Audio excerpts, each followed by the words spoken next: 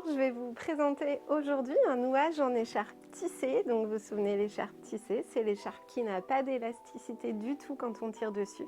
Elle n'a pas d'élastane dans sa composition non plus. Le nouage que nous faisons aujourd'hui s'appelle enveloppé croisé. C'est un nouage idéal pour porter un nouveau-né dès la sortie de néonat ou de maternité. La première étape va être de repérer le milieu de l'écharpe. Sur celle-ci, c'est une étiquette que je vais venir positionner au milieu sur ma poitrine. Et ensuite, je vais positionner chaque pan bien en arrière sous mes bras comme une longue traîne de mariée, ce qui va éviter que je m'en mêle dedans. Je vais attraper l'ourlet qui est en haut et je vais le passer dans mon dos jusqu'à l'épaule opposée.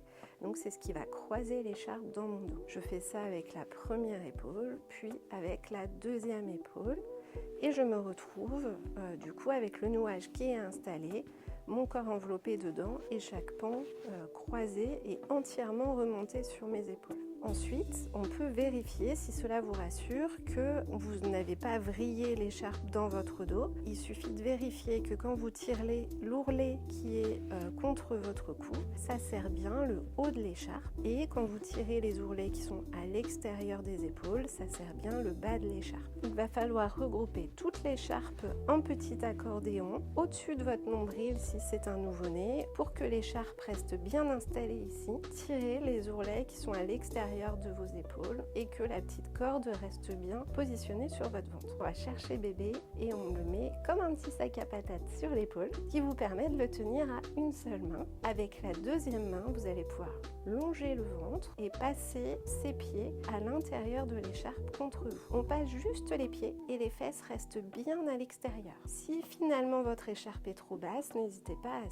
serrer un peu les ourlets pour qu'ils se positionnent à la bonne hauteur. Prenez peut-être 30 secondes, voire 1 minute si votre bébé est agité, pour qu'il puisse bien s'enrouler et se poser contre vous et que vous sentiez que ses fesses se relâchent devant l'écharpe. Vous pouvez attraper l'ourlet du haut, passer les fesses et remonter l'ourlet jusqu'à sa nuque. Une deuxième main est toujours sous ses fesses, sachant qu'il ne doit pas y avoir de pli sur son dos. Ensuite, il n'y a plus qu'à serrer. On attrape l'ourlet qui est contre votre nuque. N'hésitez pas à lever le bras parce qu'il y a des virages à passer. On tire un peu jusqu'à être confortable et sentir que bébé est bien maintenu. Vous faites ça tous les 10-15 cm le long de l'écharpe jusqu'au dernier ourlet qui est bien monté sur l'épaule et qui maintient bien le corps de bébé en bas. On fait pareil de l'autre côté. Souvent, il y a moins besoin de serrer puisqu'on a bien serré le premier côté. Et ensuite, vous tenez bien les deux pans d'écharpe, on longe le corps de bébé, on croise sous les fesses et il n'y a plus qu'à faire un double nœud dans le dos.